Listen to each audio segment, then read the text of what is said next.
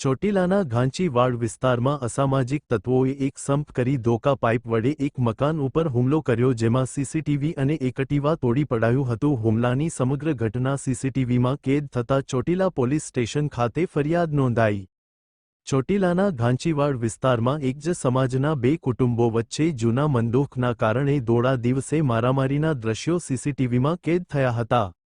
મહિલા સહિત 4 થી 5 અસામાજિક તત્વો દ્વારા ધોકા પાઇપ વડે હુમલો કરાયો. એજાજભાઈ ઘરે હાજર ન હોય, બાળકો અને મહિલા જ ઘરમાં હતા ત્યારે દેકારો બોલતા ઘરમાં મહિલાએ ડરના માર્યા અંદરથી દરવાજો બંધ કરી દેતા બહાર પાર્ક કરેલું એકટીવા અને સીસીટીવી તોડી પડાયા હતા અને મકાનની ડેલી અને બારી ઉપર ધોકા પાઇપ વડે ઘાતકી હુમલો કરી ભયનું વાતાવરણ ઊભું કરવામાં આવ્યું.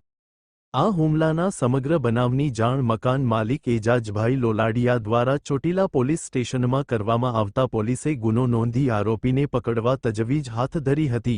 ફરિયાદી એજાજભાઈ લોલાડિયાએ મીડિયા સાથેની વાતચીતમાં તેમના ઉપર અગાઉ પણ મુંબઈ ખાતે હુમલો થયો હતો અને આ અસામાજિક તત્વો વિરુદ્ધ મુંબઈ પોલીસમાં ફરિયાદ નોંધાવી હતી. અહેવાલ જગદીશસિંહ ઝાલા, ચોટીલા બાઇટ. એજાજભાઈ લોલાડિયા ફરિયાદી. આથી 2 મહિના પહેલાં અમારે આગળનું મંદુક ચાલ્યું આવે છે. આથી 2 મહિના પહેલાં મને એ લોકો મુંબઈએ પણ મારવા આવ્યા હતા. આજે અત્યારે આરોપીઓના નામ લખાયા છે, એ લોકો મને મુંબઈ પણ મારવા આવ્યા હતા.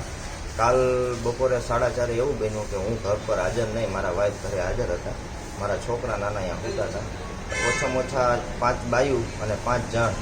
પહેલાં બાયું મારા ઘર ઉપર આવી ચડી, ઘરે જોયું, ઘરે કોઈ હતું નહીં. ઘરે મારા બૈરાની એકલા હતા એટલે એ લોકોએ જણને બહારથી ફોન કર્યો. એ ફોન કરીને બધાને બોલાય એટલે મારા ઘરે તોડફોડ કરી છે. એક મારા મમ્મીને આંગળીની સોનાની વીંટી એક લઈ ગયેલ છે. એ આપણે ચોટીલા પોલીસ સ્ટેશનમાં ફરિયાદ આપેલ છે.